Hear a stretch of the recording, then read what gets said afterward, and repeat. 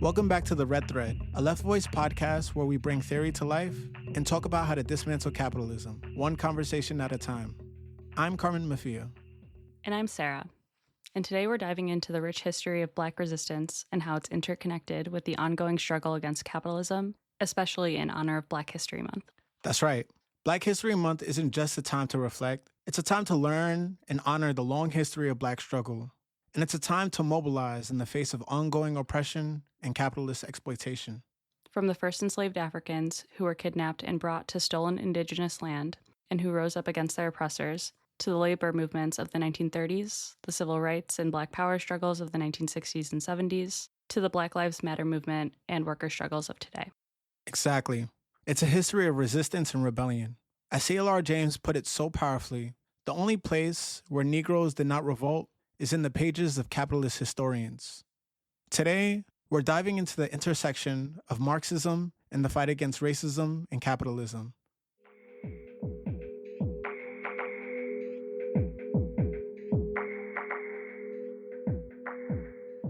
Let's start with the basics. Karl Marx once said, "Labor in a white skin cannot emancipate itself where it is branded in a black skin." These words still ring true today. Marx and the founders of scientific socialism understood that racism wasn't just a moral failing, but a material tool for dividing and exploiting the working class. Right.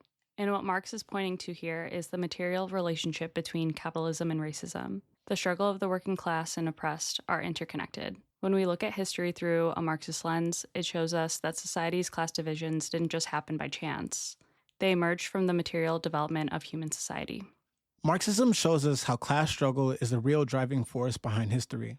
So when we talk about racism, this framework helps us see that it wasn't some idea that always existed. It was created as a tool to justify and rationalize one of the biggest atrocities in human history: the kidnapping, enslavement, and trade of over 11 million African people to do forced, unpaid labor on plantations in the Americas and the Caribbean.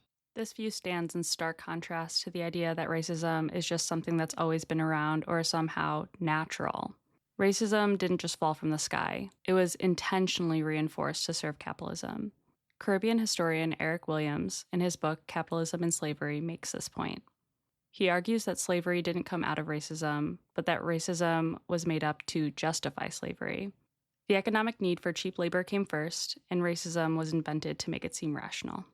Right. And specifically, the transatlantic slave trade laid the foundation for global capitalism and systemic racism. While the pre-capitalist systems used slavery, the advent of chattel slavery exclusively based on race and used to build and cultivate plantations that produced cash crops like tobacco, rice, and cotton were foundational to the explosion of capitalism in the Americas. And so we can't forget, the economic exploitation of Black workers didn't stop when slavery was abolished. Sharecropping, Jim Crow laws, redlining, segregation, mass incarceration, the system adapted and changed, but it kept exploiting Black people for profit, just in different ways. And that's not just history. Capitalism today still uses racism to divide workers and deepen exploitation. Black and brown workers, and particularly immigrants, are often pushed into the most precarious jobs and with the worst pay and conditions. Let's actually hear it from Arlene Kingston, an Amazon worker we interviewed at the picket line at Amazon's JFK 8 facility in Staten Island during the walkouts this past December. We spoke with her about the grueling conditions inside the warehouses. This is slavery in modern day slavery. When you watch my co-workers in the building, in the bag, it has painkillers. It has things to spray, bandages, the hats, black, the brown, the cream, the whatever, all the different races, what we are doing and suffering is modern day slavery. It's not that we're not picking cut and getting beaten. We are getting beaten in a technical way. So this is what we're talking about.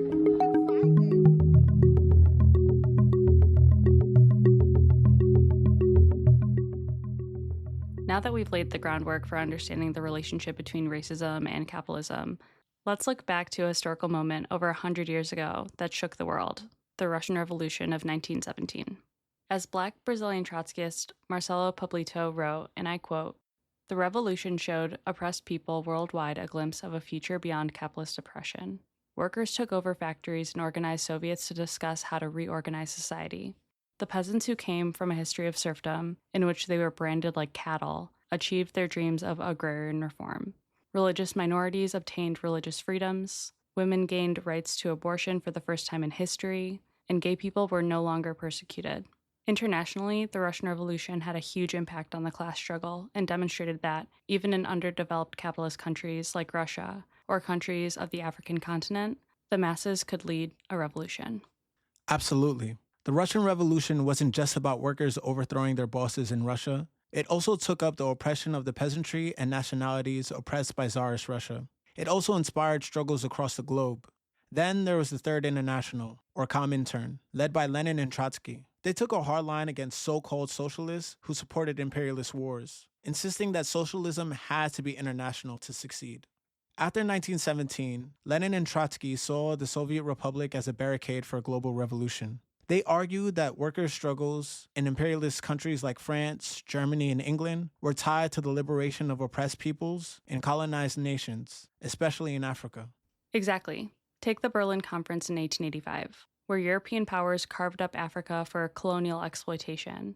Lenin and Trotsky knew that smashing European imperialism would shake the foundations of colonialism in Africa and give oppressed workers there a greater fighting chance to overthrow their exploiters. They knew that the expansion of the Russian Revolution to a European working class would have been a fatal blow to the European imperialist project in Africa.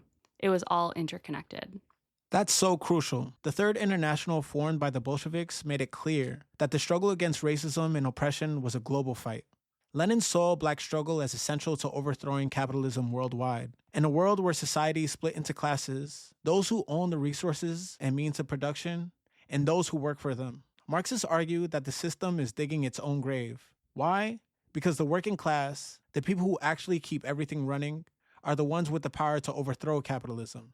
They're not just fighting for themselves, but for a future where everyone can be free.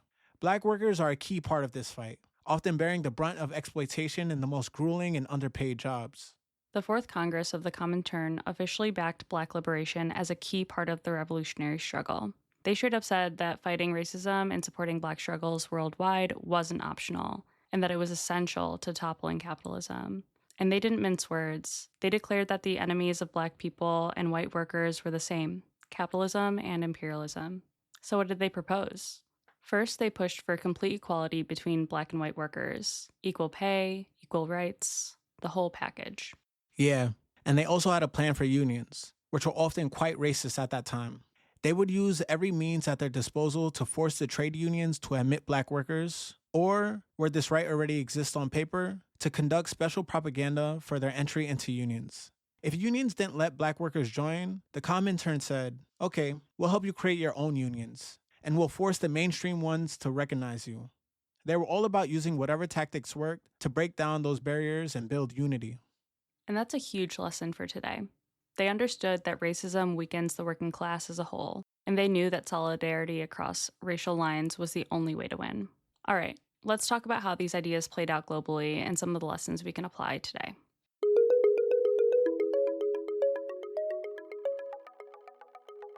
So what does this mean for us in 2025? First, it's really important to recognize our struggles are interconnected. Fighting for higher wages, universal health care, or housing rights means fighting racism too, because Black and brown workers are disproportionately affected. In fact, Black workers make up a large percentage of those in critical sectors like production, logistics, transportation, and the service industries. Exactly. And this goes beyond just wages or workplace safety. As we've seen, these struggles are deeply connected to other forms of oppression: sexism, homophobia, transphobia, and the exploitation of immigrants. The reality is, fighting for Black liberation is fighting for the liberation of all people who are marginalized by capitalism. As a concrete example, the civil rights movement opened up space for other struggles against these other forms of oppression. These movements are inseparable from the fight against racism, and all of them connect race, class, exploitation, and discrimination. But we're not starting from scratch here. We have huge examples of movements like Black Lives Matter, which, by the way, was the largest social movement in U.S. history, and a social movement that spanned internationally. The impact of BLM cannot be understated. It demonstrated how solidarity across ethnic lines can disrupt the very foundations of capitalism. When BLM began, it wasn't just Black people rising up. It was people from all backgrounds and communities who took up the fight for Black lives. There was so much potential to deepen the struggle, but we have to remember that much of the movement was co-opted by the Democratic Party, aided by many nonprofits that prevented it from advancing further, along with the union bureaucracy, which worked against bringing this struggle into the workplaces. The slogan Black Lives Matter was embraced by activists, workers, and everyday people from all ethnicities, because they saw that the fight for Black liberation is a fight for everyone's freedom. When solidarity is built around defending the most oppressed, it becomes a threat to the status quo. Right. And we're also building on the legacy of revolutionary examples like Drum, the Dodge Revolutionary Union movement, who understood the power of workers in the fight for Black liberation. In the late 60s, Drum organizers took on the auto industry and worked to combine labor organizing with Black struggle. They pushed for Black workers to control the means of production and connect their struggles in the factory to the broader Black liberation movement. This was a pivotal moment that showed how labor struggles could be directly linked to the fight against systemic racism.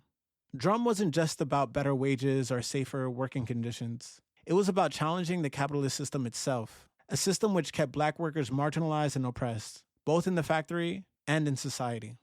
They pushed for Black workers to control the means of production and connect their struggles in the factory to the broader Black liberation movement. Yeah, exactly. Drum was a powerful example of how Black workers were organizing not just for better wages or safer working conditions, but as a part of a larger vision to challenge capitalism itself. They understood that the real power lay in controlling the economy at the point of production, which is a lesson that is just as relevant today. We see the same type of energy in movements like Black Lives Matter, where the call against police violence is not just for reform, but for a complete dismantling of a system that profits off of exploitation, whether that's police violence, the prison industrial complex, or economic inequality. The power of the movement lies in how it brought people together from all different backgrounds, ethnicities, and sectors. It wasn't just about Black communities fighting for justice. It was about everyone recognizing that the fight for Black liberation is a fight for the liberation of all oppressed people. In the 2020 protests, millions across the world from every ethnicity and background stood in solidarity with Black communities. They saw that when we unite to defend the most marginalized, whether it's against police violence, economic exploitation, or racial discrimination, it's not just a victory for one group, it's a victory for all of us. The more we break down those racial and ethnic divisions that capitalism relies on to maintain its power, the more dangerous we become to the system. Absolutely. BLM's ability to unite people of all backgrounds is a direct challenge to capitalism's divide and conquer strategy. Capitalism thrives on keeping us separated, pitting workers against each other based on race and nationality. But when workers come together, from all races and all sectors, to challenge the injustices faced by Black communities, it exposes how deeply connected our struggles are. Whether we're talking about the workplace, the streets, or the prison system, the fight for Black liberation is the fight to dismantle the systems of oppression that affect all working class people. Yup, just like Drum in the 60s, fighting against racism requires us to challenge the very structures of capitalism itself, at the point of production. The more we build solidarity across different struggles, the more power we have. When we unite to fight for Black liberation, we're fighting to tear down the systems that profit off of inequality and exploitation. And that's why unity is so important, because it's in that unity, across race, amongst the working class and oppressed, that we become a real force for revolutionary change.